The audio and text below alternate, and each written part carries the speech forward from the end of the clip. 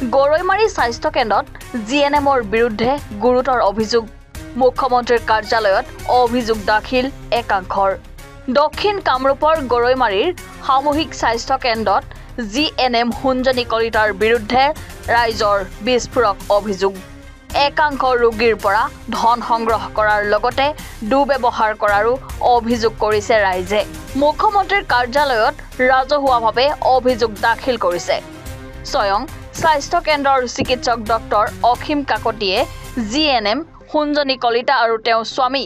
অসম আৰক্ষীত কৰ্মৰত পৰেশ দাসে অভিযোগ তল পেলাবলৈ কৰ্মচাৰীসকলক ভয় ভাবুকি দিয়াৰ কথাও অৱগত কৰিছে ইপিনে তদন্তৰ বাবে নিযুক্ত তিনিজনীয়া দলটোৱে সোমবাৰে স্বাস্থ্য কেন্দ্ৰত উপস্থিত হৈ একপক্ষীয়ভাৱে তদন্ত কৰাৰো গুৰুতৰ অভিযোগ উঠিছে তদন্তকাৰী বিষয়াসকলে কিছুমান কৰ্মচাৰীক হুঞ্জনি কলিতাৰ পক্ষে বক্তব্য দিবলৈ হেঁচা প্ৰয়োগ কৰিছে বুলিও একাংশ কৰ্মচাৰীয়ে অৱগত কৰে চিকিৎসালয়ৰ ভিতৰত এনে তদন্তক প্ৰহসন বুলি আখ্যা দিছে কিছুমান চিকিৎসকে মূলতঃ জিএনএম হুঞ্জনি কলিতাৰ আচৰণত অতিষ্ঠ হৈ পৰিছে একাংশ ৰোগী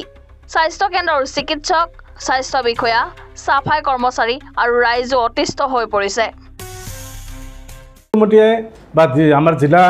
যিটো স্বাস্থ্য বিষয়া আছিলে সেই বস্তুটো আচলতে তদন্ত হোৱাৰ আগত এইটো লিকেজ কৰাটো ঠিক হোৱা নাই তদন্ত কৰাৰ আগত কাৰণ কিছুমান ডকুমেণ্টছ আছে যিটো নেকি আমাৰ কাৰণে অলপ প্ৰব্লেম হ'ব তাৰমানে যদি তদন্ত কৰাৰ আগলৈকে যদি এইটো ভাইৰেল হৈ যায় কিন্তু ভাইৰেল হোৱাৰ আগতে তাৰমানে এইটো আমাৰ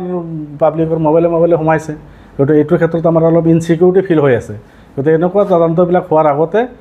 মানুহৰ মোবাইলে হোৱাটো বা এনেকুৱা যদি প্ৰকাশ পায় ভাইৰেল হৈ যায় তেতিয়াহ'লে আমাৰ বাকী ষ্টাফবিলাকৰ ডিউটি কৰাৰ ক্ষেত্ৰত যথেষ্টখিনি অসুবিধাৰ সন্মুখীন হ'ব বুলি মই ভাবোঁ ছেক্ৰেচি মেইনটেইন কৰা নাই বুলি ভাবোঁ কিহৰ কাৰণে তাৰমানে বাহিৰা মানুহ যেতিয়া সোমাই লৈ পেলাই গোটেই অপেনভাৱে যেতিয়া তদন্ত ষ্টেটমেণ্ট লোৱা আৰম্ভ কৰিলে সেই ক্ষেত্ৰতে মই ভাবোঁ যে এইটো তদন্তখিনি তাৰমানে এইটো অপেন হৈ গ'ল এইখিনি তদন্তখিনি আচলতে ইনচিকিউৰিটি বা এটা ৰুমৰ ভিতৰত আবদ্ধ হৈ অলপ খোলাচাভাৱে তেখেতে সোধ পোছ কৰি এইটো লোৱা হ'লে ভাল আছিলে কিন্তু যেতিয়া গোটেই পাব্লিকে আহি কথাখিনি গোটেই ৰাইজৰ আগতে ব্যক্ত কৰা আৰম্ভ কৰিলে গতিকে তদন্তখিনি কিবা মিটিং আকাৰে হৈ গ'ল বস্তুখিনি গতিকে পাব্লিক আকাৰে হ'ল তদন্তৰ নামত এইটো তাৰমানে এইটো কিবা এটাও যেন লাগিল আৰু গতিকে মই ভাবোঁ এই তদন্ত হ'লে আচলতে এটা বেৰৰ মাজত এনেকুৱা আবদ্ধ হৈ থাকিব লাগে য'ত নেকি বাহিৰৰ মানুহবিলাকৰ কথাবিলাক বেলেগে শুনা নাপায় সঁচা কথা যাতে সেইটো তদন্তখিনি কৰি সেইটো যাতে এটা ভাল জাষ্টিফিকেশ্যন দিব পাৰে সেইখিনি মই ভাবিছিলোঁ আৰু মোৰ বিবেকে সেইটো ভাবিছিল কিন্তু যেতিয়া পাব্লিকে আহি পেলাই গোটেইখিনি বস্তু ৰাইজৰ আগত ব্যক্ত কৰা আৰম্ভ কৰিলে তদন্ত কমিটিয়ে সেই একপক্ষীয়ভাৱে তাৰমানে সেই পাব্লিকৰ কথাখিনি শুনিলে আমাৰ বাকী কোনো ষ্টাফৰ কত মনৰ কথা বা আমাৰ ষ্টাফৰ যিখিনি ক'ব লগা কথা আছিলে সেইখিনি কথা কোৱাৰ কাৰণে আমাক কোনো সুযোগেই নিদিলে ইনকুৱাৰী কমিটিয়ে মোক মাতিছিল মোৰ লগত হুঞ্জনি কলিতাই যিগিলা ব্যৱহাৰ কৰে সেইগিলা কথা সোধাতে মই কোৱাৰ কাৰণে ইনকুৱাৰী কমিটিগিলাই মোক বাহিৰত ওলাই দিয়ে মোক ক'ব নিদিয়ে তাৰ এগেইনষ্টে কৈছিলোঁ বা আমাক একবাৰ ধৰি মাৰি কাণ ফাটাই দিছিল আকৌ মই ডিউটিত থাকিলে তাই মোক বহুত বেয়া ব্যৱহাৰ কৰে মোক মেডিকেলৰ পৰা ওলাইও দিয়ে মই সেইগিলা ছাৰক কৈছিলোঁ ছাৰে মোক ডিউটি কৰিব দিছে তাই মোক ডিউটি কৰিব নিদিয়ে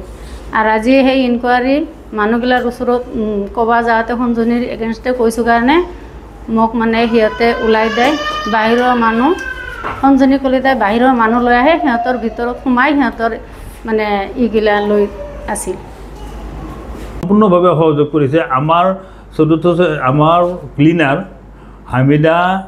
হামিদাৰ লগত হুঞ্জনি কলিতাৰ প্ৰায় 4-5টা কেছ হৈ গৈছে তেখেতে এটা ষ্টেটমেণ্ট দিব বিচাৰিছিল তেখেতক বেয়া ব্যৱহাৰ কৰি এনকুৱাৰী ৰুমৰ পৰা বাহিৰ কৰি দিছে হুৱেৰাজ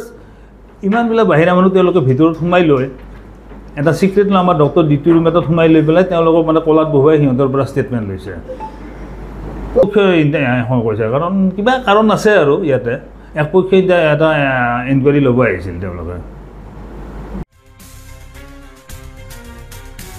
চুনতলিৰ পৰা সানিৰুল ইছলামৰ ৰিপৰ্ট এনি ভাৰত 24